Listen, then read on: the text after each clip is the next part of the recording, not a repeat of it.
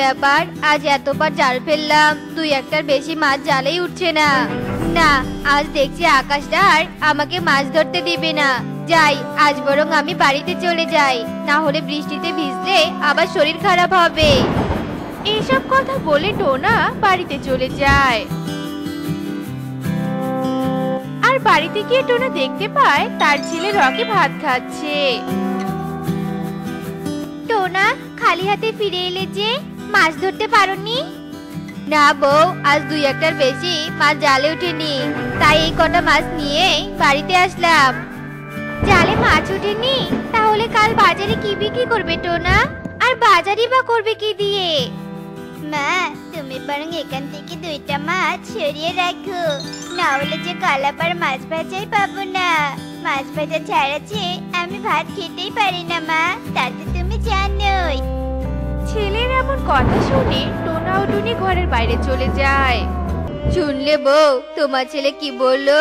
ও নাকি মাছ ভাজা ছাড়া ভাতই খেতে পারে না। এদিকে যে আমার বয়সটা বাড়ছে, সেদিকে রকের কোনো খেয়ালই নেই। এই জাল টেনে আমি আর কতদিন সংসার চালাবো? হ্যাঁ গো, তুমি একদম ঠিক বলেছো। রকের বয়সটা তো বাড়ছে, সৃষ্টিকর্তা যে কবে ওকে একটা সুবুদ্ধি দিবে তা কে জানে। এসেছে গো টুনি, এসেছে, আমার মাথায় একটা বুদ্ধি এসেছে। টোনা, তুমি বুদ্ধি পেয়েছো গো? আমাকে একটু বলো তো শুনি। কি বুদ্ধি পেয়েছি তা তুমি কাল থেকে দেখতে পাবে। এইসব কথা বলে টোনা টুনি ঘরে চলে যায় আর ঘুমিয়ে পড়ে। আর পরের দিন থেকে টোনা নদীতে মাছ ধরতে যাওয়া বন্ধ করে দেয়। অন্যদিকে রকি খাবার খেতে ধরে মাছ ভাজা না পেয়ে রেগে যায়। কি মা, আমার মাছ ভাজা কোথায়? তুমি আমার জন্য মাছ ভাজা রাখোনি? না রে বাবা, তুই তো জানিস তোর বাবা কালকে বেশি মাছ ধরতে পারেনি, তাই যে কটা মাছ পেয়েছিল তা বাজারে বিক্রি করে ফেলেছে। কি বলছে মাইসাব? তাহলে আমি আজ কি দিয়ে ভাত খাবো? তবে কি আমাকে আজ ডাল আর সবজি দিয়ে ভাত খেতে হবে? এরপর রকি তার মাকে আর কিছু বলতে পারে না। আজকের মতো শুধু ডাল আর সবজি দিয়ে রকি ভাত খেয়ে নেয়।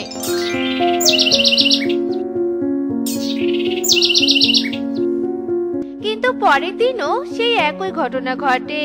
টোনা মাছ ধরতে না গিয়ে চেয়ারে বসে থাকে। বাবা, তুমি আজও মাছ ধরতে যাওনি? আমি মাছ ছাড়া ভাত খাবো কি করে? কি মা, আজ আমার সবজি আর ডাল দিয়ে ভাত দিয়েছো, আমার মাছ ভাজা কোথায়? বাবা রকি, তুই তো জানিস তোর বাবার বয়স হচ্ছে, তোর বাবার আগের মতো মাছ ধরতে পারছে না। কি করবি বল? তোকে এবার থেকে মাছ ভাজা ছাড়াই ভাত খেতে হবে, বুঝতে পেরেছিস? রকি এসব কথা মায়ের মুখে শুনে একটু চিন্তায় পড়ে যায় আর ভাবতে থাকে, না, এবার মনে হচ্ছে আমাকে মাছ ধরতে যেতে হবে। এখন থেকে প্রতিদিন আমি নদীতে মাছ ধরতে যাব। মা, আমি যদি নদীতে মাছ ধরতে যাই তাহলে কেমন হবে বলো তো? বাবা তো এখন তেমন মাছও পায় না, তাই আমি মাছ ধরতে যাব। টোনা ও টুনি রকির কথা শুনে অনেক খুশি হয়ে যায়। বাবা রকি, তুই পারবি মাছ ধরতে? কেন পারবো না মা, আমি তো ভাবছি আজ থেকে নদীতে মাছ ধরতে যাব। ঠিক আছে রে বাবা, তবে তোর বাবা জালটা নিয়ে মাছ ধরতে যা।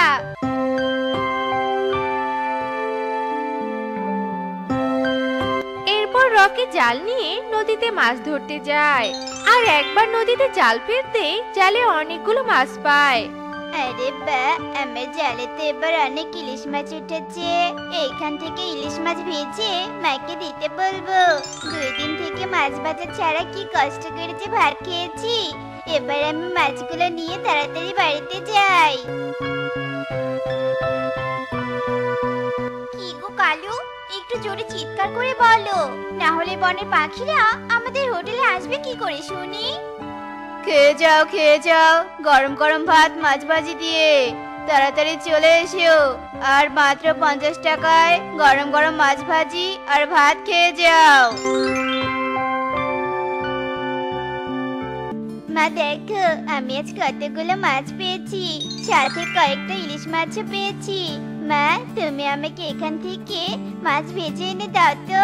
2 দিন থেকে আমি মাছ ভাজা ছাড়া অনেক কষ্ট করে ভাত খেয়েছি, তাই তুমি আমাকে এক্ষুনি মাছ ভেজে এনে দাও। ঠিক আছে বাবা, আমি এক্ষুনি এনে দিচ্ছি।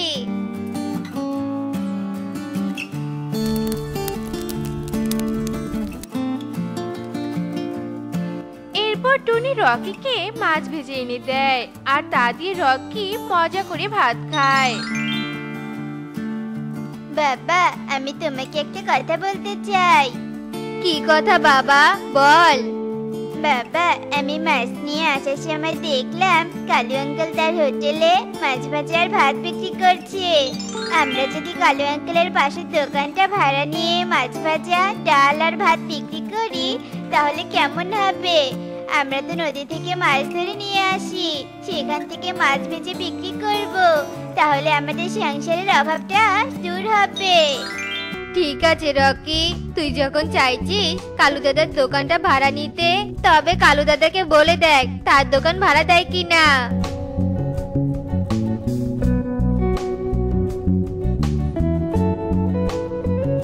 কালু আঙ্কেল, তোমার পাশের দোকানটা তো খালি পড়ে থাকে, তুমি যদি আমাকে ওই দোকানটা ভাড়া দাও তাহলে আমি ভাত, ডাল আর মাছ ভাজা ওই দোকানে বিক্রি করতাম। কি, তোরা সাধারণ জেলে হয়ে হোটেল দিতে চাইছিস? গরিব পাখি হয়ে আদিক্ষেতা দেখাস? যত সব, এরা যে কোথা থেকে আসে বুঝতেই পারি না। এদের দ্বারা ব্যবসা ট্যাবসা হবে না। যা যা যা, এখান থেকে চলে যা।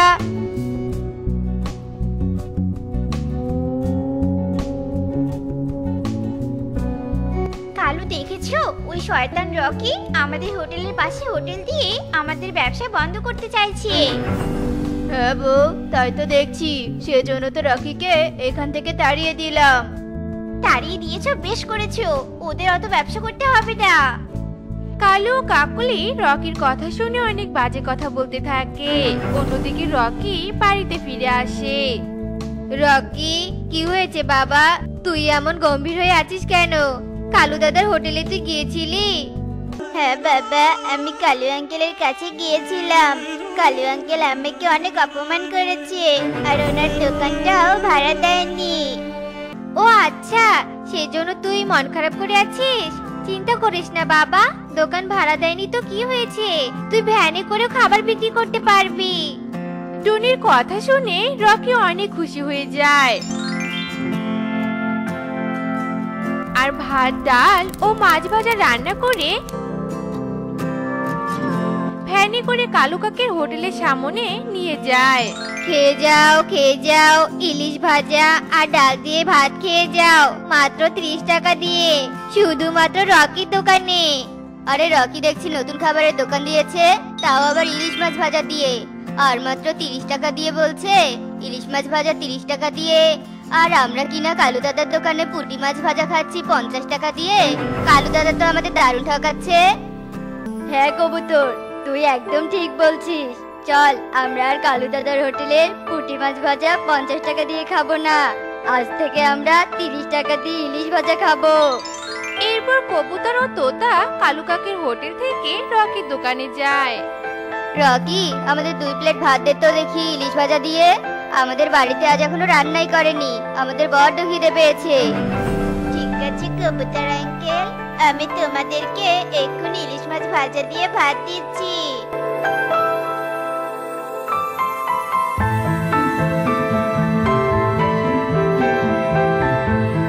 বাবা দেখো, আমাদের দোকানে সব খাবার বিক্রি করা হয়ে গেছে। হ্যাঁ রে বাবা, দেখছি। তুই যে আমার সন্তান তা তুই আজ প্রমাণ করলি। আজ থেকে তুই একা নদী থেকে মাছ ধরে আনতে যাবি না, আমিও তোর সাথে যাব।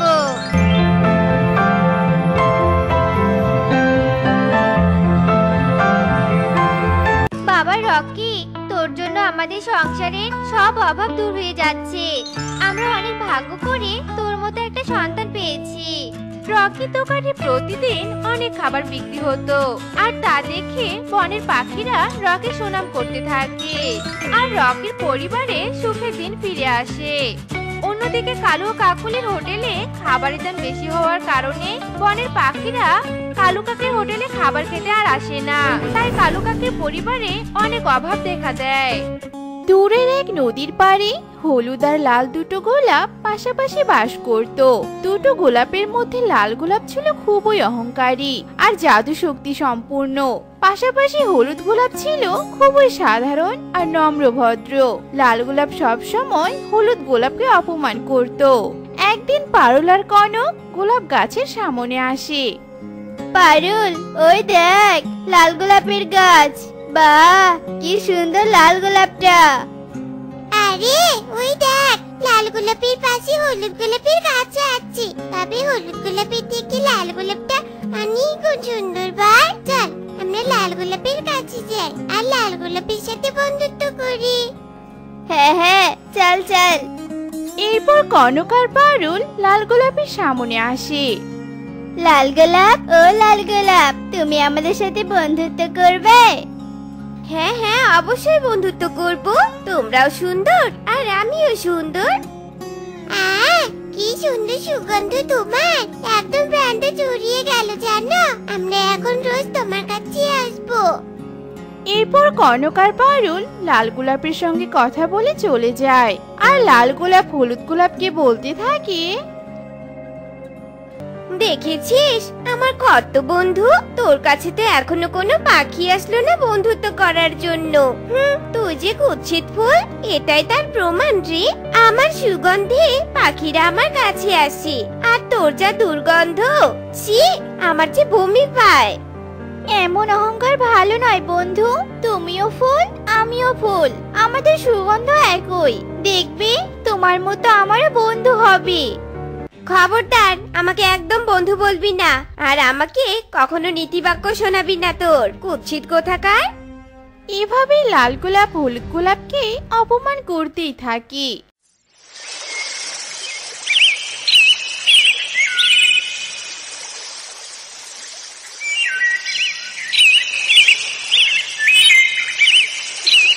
একদিন টুকি আসে নদীর পাড়ে। এরপর টুকি হলুদ গোলাপকে দেখে হলুদ গোলাপের সামনে যায় আর বলতে থাকে, আরে বাহ, কি সুন্দর হলুদ গোলাপ। এই গোলাপ, তুমি আমার সাথে বন্ধুত্ব করবে?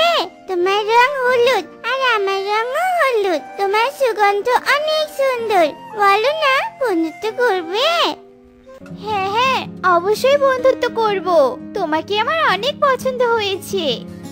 এই পাখি, তুমি ওই বৃষ্টি কুৎসিত হলুদ গোলাপের সাথে বন্ধুত্ব করো না। তুমি আমার কাছে এসো, দেখো আমি ওর চেয়ে 100 গুণ বেশি সুন্দর।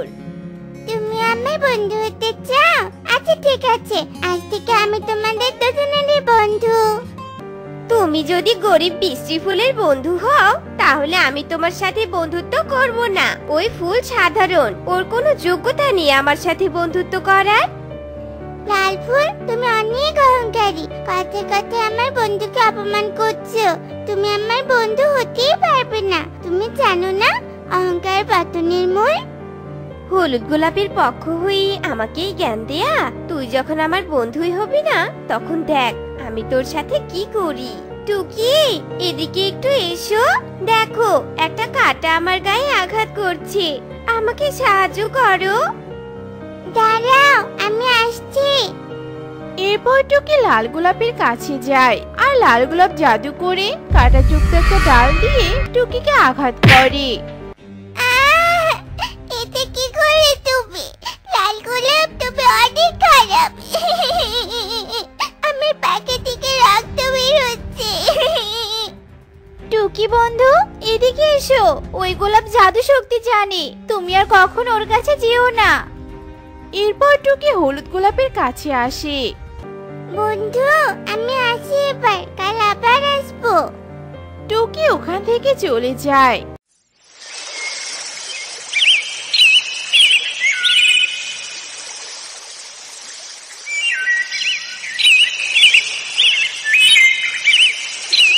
পরের দিন সকালবেলা টুকি টুনিকে বলতে থাকে, মা জানো, আমার না একটা বন্ধু হয়েছে। আমার বন্ধুর নাম হলুদ গোলাপ। ও ও নদীর পাড়ে বাস করে, কিন্তু ওর পাশে একটা লাল গোলাপও বাস করে। ওই লাল গোলাপটা না খুব অহংকারী, জানো? কালকে ওই লাল গোলাপ কাঁটা দিয়ে আমাকে আঘাত করেছে। তাহলে তো লাল গোলাপ মোটেও ভালো নয়। তুই আর কখনো লাল গোলাপের কাছে যাবি না, বুঝেছিস? ঠিক আছে মা, আমি এবার আসি। হলুদ গোলাপ আমার জন্য অপেক্ষা করছে।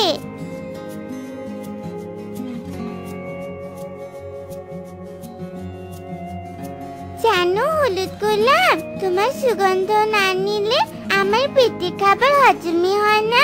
আমি আমার মাকে তোমার কথা বলেছি, মা অনেক খুশি হয়েছে জানো। টুকি এভাবে হলুদ গোলাপের সাথে গল্প করছিল।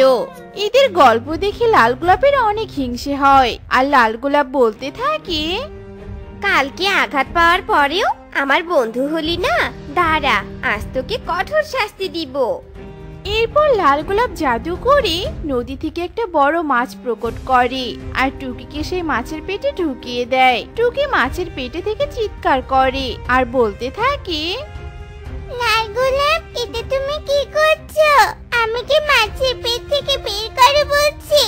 এখানে আবার ভয় করছে। লাল গোলাপ, আমার সাথে বন্ধুত্ব না করার শাস্তি এটাই তোর। তুই এখন থেকে এই মাছের পেটে বন্দী থাকবি। যা মাছ, তুই নদীতে যা। এরপর মাছ নদীতে চলে যায়। লাল গোলাপ, এটা তুমি কি করলে? আমার বন্ধুকে কেন মাছের পেটে বন্দি করলে? আমি তোমার কথা সবাইকে বলে দিব। তুমি অহংকারী, সাথে সাথে অপরাধী। তোর মুখে বুলি ফুটেছে তাই না? দাঁড়া, তোকে আমি তোর বন্ধুর মতো শাস্তি দিব। যারা আমার সাথে বন্ধুত্ব করবে না, আমি তাদেরকে এভাবে শেষ করে দিব।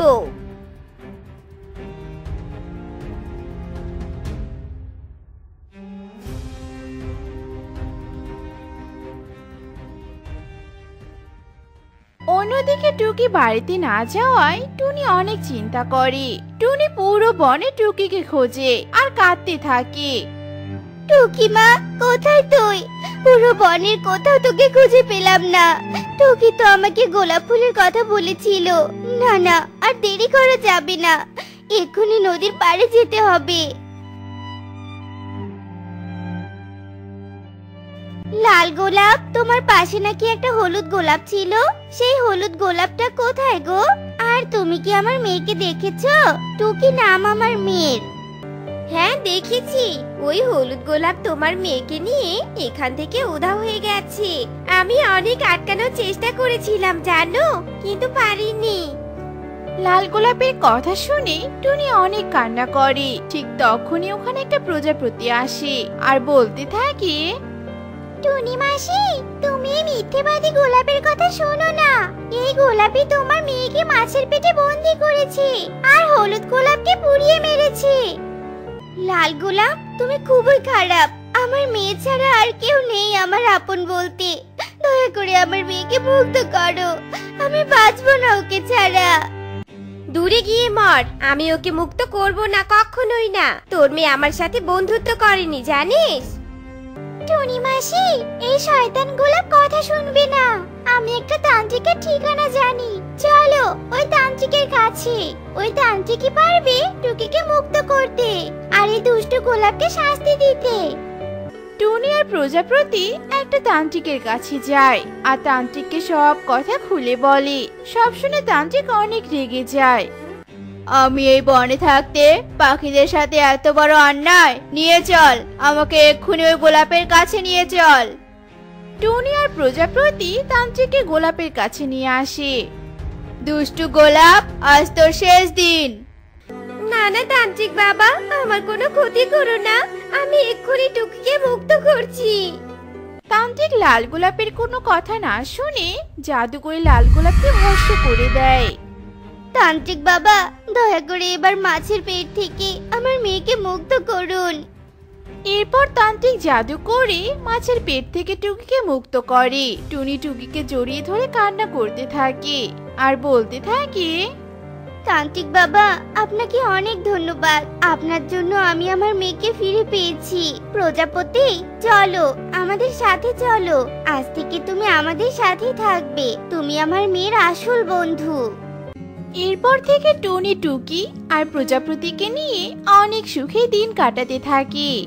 সেই কখন থেকে খাবার খুঁজছি, কিন্তু এখনো তো কোনো খাবারই পেলাম না। কি যে হবে আজকে। অনেক সুন্দর সিঙ্গারার গন্ধ আসছে। দেখি তো গিয়ে এই বনের গভীরে কে সিঙ্গারা ভাজছে। যজ্ঞ কাক সিঙ্গারার গন্ধের দিকে উঠতে থাকে। কিছুক্ষণ পর যজ্ঞ একটা কলাবাড়ির সামনে এসে দাঁড়ায়।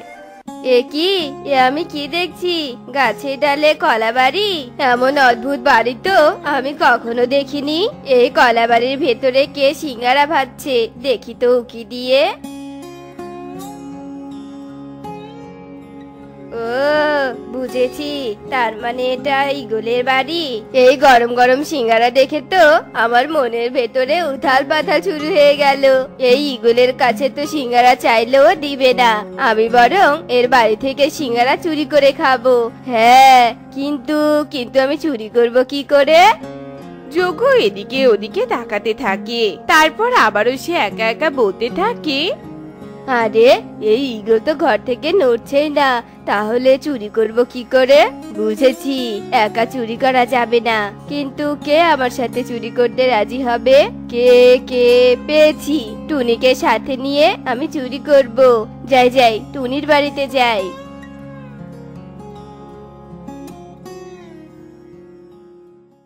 আরে যজ্ঞ দাদা, তুমি অসময় আমার বাড়িতে, তা কি মনে করে আসলে বলো তো?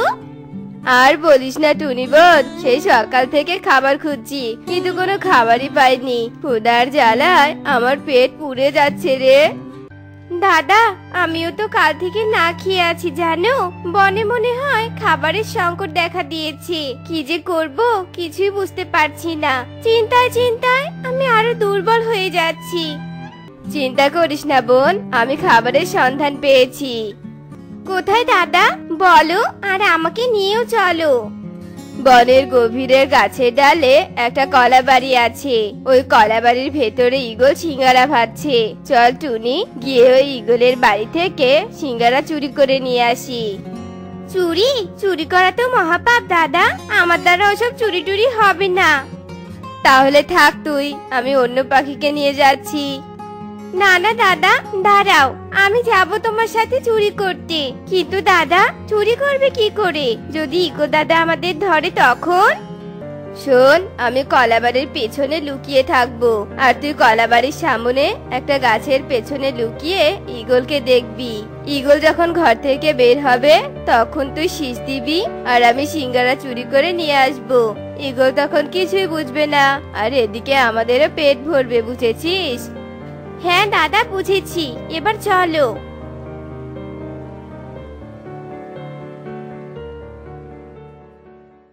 টুনি যজ্ঞর কথা মতো একটা গাছের পেছনে লুকিয়ে ঈগলকে দেখতে থাকে। অন্যদিকে ঈগল বলতে থাকে, সিঙ্গারা ভাজা শেষ, এবার শুধু বসে বসে খাওয়ার পালা। সিঙ্গারা খেলেই তো আমার পিপাসা লাগে, ঘরে এক ফোঁটাও পানি নেই। যাই, নদী থেকে পানি নিয়ে আসি। ঈগল যে না নদীর দিকে উঠতে থাকে, ঠিক তখনই টুনি শীষ দেয়, আর যজ্ঞ কলাবাড়ির পেছন থেকে বেরিয়ে আসে আর কয়েকটা সিঙ্গারা নিয়ে পালিয়ে দূরে চলে আসে।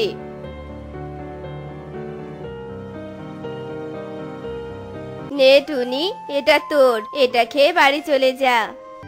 দাদা দাদা, এ তোমার কেমন বিচার? তুমি 3টা সিঙ্গারা নিলে আর আমাকে একটা দিলে। আমি একটা নিব না, তুমি সমান সমান ভাগ করো। সমান সমান বললেই হলো? তোর থেকে বেশি পরিশ্রম আমি করেছি, আর বুদ্ধিটাও তো আমার। তুই শুধু শীষ দিয়েছিস, তাতেই সমান সমান। একটা নিলে নে, না নিলে চলে যা। টুনি আর কিছু না বলেই সিঙ্গারাটা খেয়ে নেয়।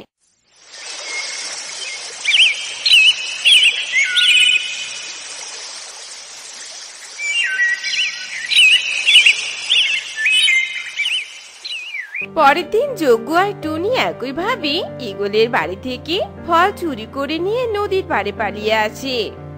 যজ্ঞ দাদা, তুমি ওয়াদা করেছিলে আজকে আমাকে সমান সমান খাবার দিবে, তারপরে তুমি আমাকে কম দিচ্ছ কেন? হ্যাঁ টুনি, যা দিয়েছি চুপ করে খেয়ে নে তো। তোর থেকে আমি বড়, তাই আমার বেশি খাবার দরকার, বুঝেছিস? টুনি আজকেও কোনো কথা না বাড়িয়ে চুপ করে খাবার খেয়ে নেয়। অন্যদিকে ঈগল বলতে থাকে, কিছুই বুঝতে পারছি না, দুদিন থেকে আমার খাবার কিভাবে উধাও হচ্ছে। আশেপাশে তো কোনো পাখি বা অন্য কাউকে দেখছি না। না না, আর হাত গুটিয়ে বসে থাকলে চলবে না। কে আমার খাবার চুরি করছে সেটা দেখতেই হবে। পরের দিন আবারও ঈগল বাহিরে যায় আর টুনি শীষ দেয় আর যজ্ঞ কলার ঘরে প্রবেশ করে। ঠিক তখনই বাহিরে থেকে ঈগল আসে আর যজ্ঞকে ধরে বলতে থাকে, তার মানে তুই রোজ এইভাবে আমার খাবার চুরি করিস? বেটা যজ্ঞ, তোর সাহস তো কম নয়, আজ তোকে উচিত শিক্ষা দিব। আমাকে ছেড়ে দাও ঈগল দাদা, আমি এসব করতে চাইনি।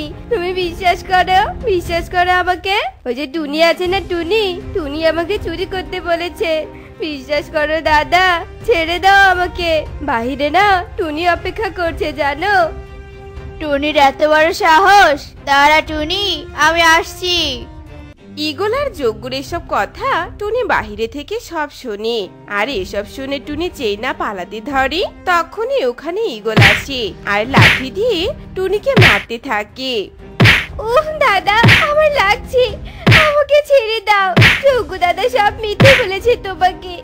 এসব যজ্ঞ দাদার বুদ্ধি, বিশ্বাস করে ঈগল দাদা, আমাকে আর মেরো না। আজকের মতো দয়া করে ছেড়ে দিলাম, কিন্তু আর এমন ভুল হলে ছাড়বো না। সোজা গরম তেলে ভেজে খাবো, মনে থাকে যেন কথাটা।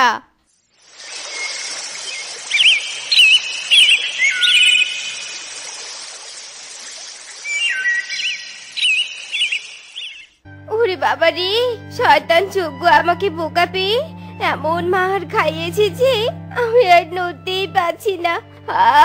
পুরো শরীর ব্যথা করছে। ওই শয়তান যজ্ঞকে তো একটা শাস্তি দিতেই হবে। আমার মাথায় বুদ্ধি আছে, এখন শুধু সকাল হওয়ার পালা, তারপর ওকে দেখাবো মজা, আমাকেই মার খাওয়ানো। ওরে বাবা রে। এসব বলে টুনি ঘুমিয়ে পড়ে।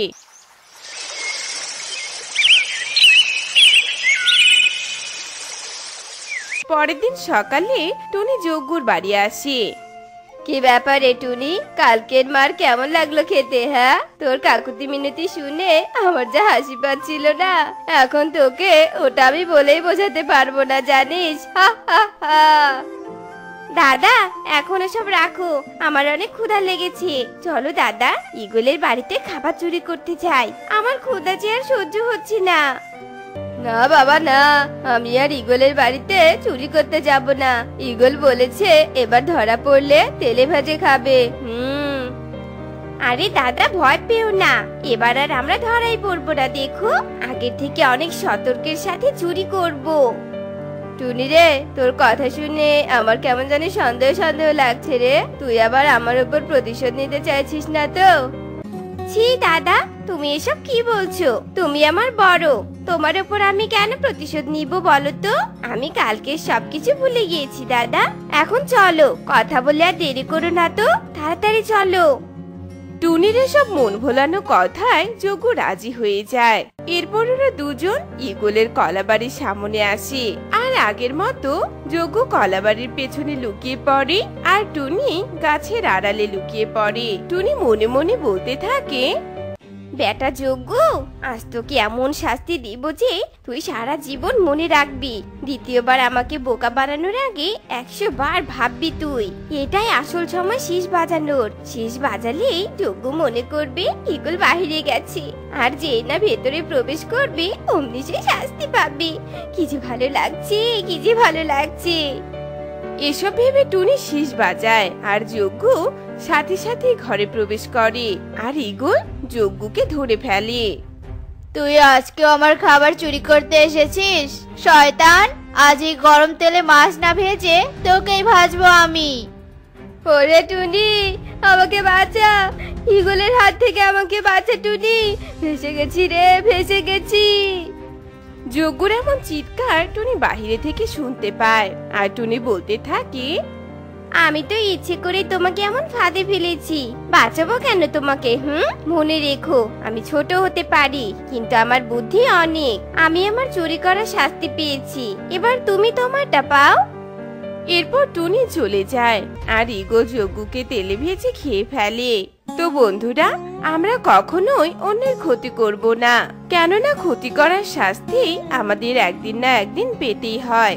আর আমাদের আজকের এই গল্পটি তোমাদের কাছে কেমন লেগেছে তা কমেন্টে জানাতে ভুলো না কিন্তু।